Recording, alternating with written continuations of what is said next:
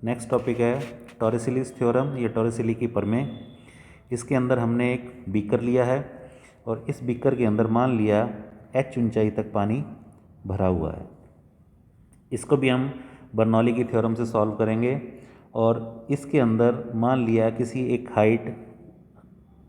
Highest point से height h पर एक छेद कर रखा है और इस छेद में से वाटर जो है v वेलोसिटी से बाहर निकल रहा है। v वेलोसिटी x दिशा के अंदर है तो इसको मैं vx मान लेता हूँ। तो मान लिया vx वेलोसिटी से ये पानी जो है बाहर निकल रहा है और ये वाली हाइट हमें पता है, फिर h capital H minus small h हो जाएगी और यहाँ पर एनवायरमेंटल प्रेशर P0 और वाटर की वेलोसिटी 0 के बराबर है क्योंकि वाटर यहाँ पे स्टेबल है और जहाँ पे छेद किया हुआ है वहाँ पे भी एनवायरमेंटल प्रेशर P0 के बराबर है और x डायरेक्शन के अंदर इसकी वेलोसिटी Vx के बराबर है। अगर इसमें जो वाटर है Vx वेलोसिटी से बाहर निकलेगा तो ये पैराबोलिक पाथ को चलता हुआ इस तरह से ज़मीन पे गिरेगा। तो इसके अंदर हमने एक तो ये रेंज कैलकुलेट करनी है कि वाटर जो है कितने डिस्टेंस तक मूव करेगा और कितने टाइम लगेगा उसको इस पॉइंट से नीचे ज़मीन पर आने में, तथा इस Vx का मान कितना होगा। तो ये तीन बातें हमने ज्ञात करनी है, कैलकुलेट करनी है और तीनों चीज़ों के लिए हम बर्नौली थ्योरम का यूज़ करेंगे। तो पॉइंट ए और बी के लिए ये पॉइंट मैं ए मान लेता हूँ, जहाँ से पानी बाहर निकल रहा है उस पॉइंट को बी मान लेता हूँ। तो पॉइंट ए और बी पर बर्नौली की थ्योरम लगाने पर पॉइंट ए के लिए P0 प्रेशर का मान P0, यहाँ पे वेलोसिटी 0 तो काइनेटिक एनर्जी का मान हाफ रो इंटू 0 का square plus rho g H. ये हाइट h हाइट पे पानी भरा हुआ है तो रो जी एच। इसी तरह पॉइंट बी के लिए atmospheric pressure P0 plus half rho v x square plus rho g. Height कितनी हो जाएगी अब h minus capital H minus small h के बराबर। इस समीकरण को सॉल्व करेंगे, ये 0 के बराबर होगी। P0 से P0 कैंसिल हो गया, रो से रो कैंसिल हो गया सारी इक्वेशन के अंदर। तो हमारे पास इक्वेशन आएगी g h is equal to half v x square plus g capital H minus g small h। G capital H से जी कैपिटल H कैंसिल हो जाएगा तो v x is equal to 2GH under root के बराबर। तो ये जो पानी बाहर निकल रहा है इसकी वेलोसिटी 2GH अंडर रूट के बराबर आ जाएगी। अब हमने निकालना है कि ये पानी ऊपर से नीचे आने में कितना समय लगेगा, ज़मीन पर आने में कितना समय लगेगा।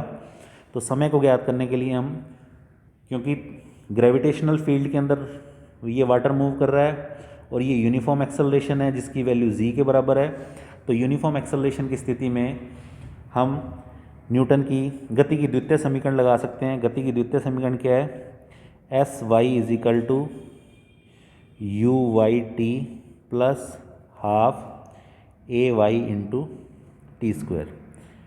एस वाई दिशा में चली गई, दूरी कितनी है h माइनस स्मॉल h के बराबर, यू वाई का मान 0 के बराबर प्लस हाफ y दिशा के अंदर त्वरण ग्रेविटेशनल एक्सेलरेशन के बराबर into T square.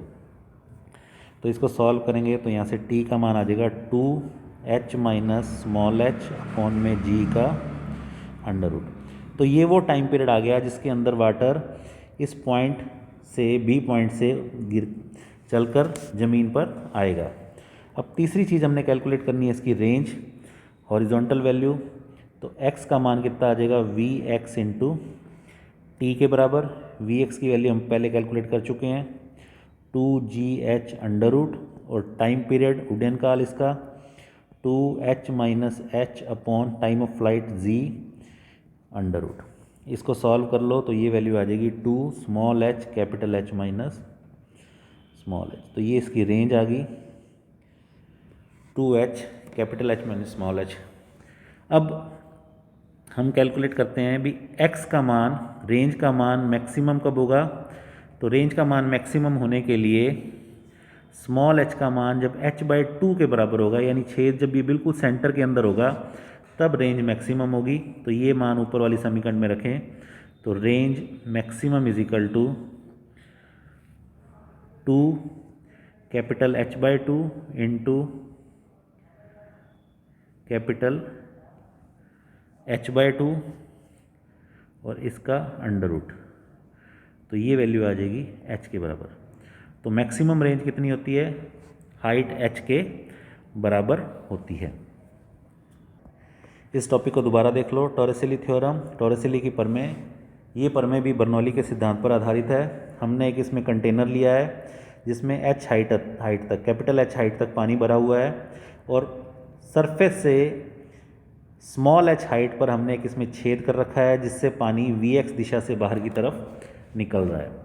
Atmospheric pressure इसको पॉइंट B मान लिया और यहाँ पे पॉइंट जो सरफेस वाला पॉइंट है इसको पॉइंट A मान लिया। सरफेस स्टेबल मानते हैं हम, तो स्टेबल सरफेस पे प्रेशर P0 एटमॉस्फेरिक प्रेशर के बराबर होगा और यहाँ पे वेलोसिटी का मान 0 के बराबर होगा। और जो लिक्विड फ्लूइड इससे बाहर निकल रहा है इस कंटेनर से, वहाँ पे वेलोसिटी हम x दिशा के अंदर Vx मान लेते हैं और प्रेशर जो है वो एटमॉस्फेरिक प्रेशर P0 के बराबर मान लेते हैं। तो इस पर बर्नौलीज थ्योरम यूज़ करने पर P0 plus 0 plus rho g h is equal to P0 plus half rho Vx square plus rho g capital H minus small h। तो P0 से P0 कैंसिल हो जाएगा तो Vx का मान निकालेंगे तो Vx का वैल्यू आ जाएगी 2gh अंडर रूट के बराबर।